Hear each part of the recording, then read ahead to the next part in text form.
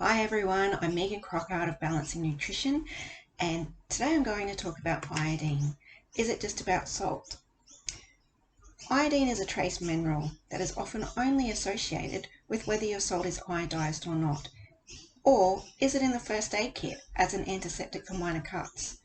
That might be all you think it's for, but it is so much more than that.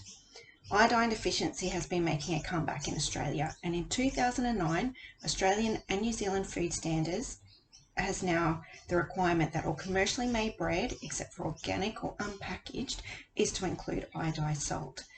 It is believed some of the reasons we're becoming more deficient in this very important mineral is that sanitation processes in the dairy industry were changed, which has reduced iodine content. Deficiency can also be linked to low seafood diets, and this mineral is not as strong in our soil as it once was. Therefore, some vegetables that were higher in iodine are now no longer. This mineral is such an important one. There are several processes that iodine is important for, but I'm just going to go through a couple of the main ones, which include the production of thyroid hormones. It contributes to physical and mental development, so this is a very important mineral when you are pregnant and also while breastfeeding. Regulates hormone secretion, involved in cell division. It's important for myelination. This is creating the myelin protective sheath that is around our nerves, and it regulates our immune response with our mast cells.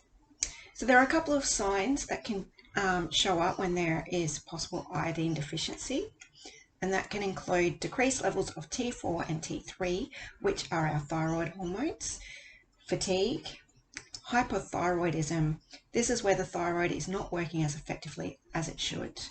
High cholesterol, insulin resistance or syndrome X, estrogen excess, obesity, and polycystic ovarian syndrome. All possible signs that iodine is deficient. So, where are our main food sources of iodine? They can include, but remember, may not be as strong depending where they have been grown for the plants, but asparagus, seafood, particularly cod and oysters. But all seafood has good iodine, and that also includes seaweed. So eating those little roasted seaweed snacks is a perfect way to get iodine levels in. Great to give to kids in their lunch boxes. Garlic can have some iodine in it, Irish moss, lima beans, mushrooms, sunflower seeds, and as I mentioned, now commercial bread made in Australia and New Zealand. And of course, we still have iodized salt available. So there are a couple of foods that if they're eaten in excess and in a raw form as well, but mostly in excess, can impair the absorption of iodine and should be avoided, particularly if there is a thyroid goiter present. So these foods include cabbage, Brussels sprouts, legumes, tea, and cassava. Not everybody needs to avoid these foods, but definitely if you have a thyroid goiter, which you can usually see in your throat area, because this is where your thyroid gland lives, best to keep those foods out. You can test for iodine deficiency, and the most reliable is a 24-hour urine test.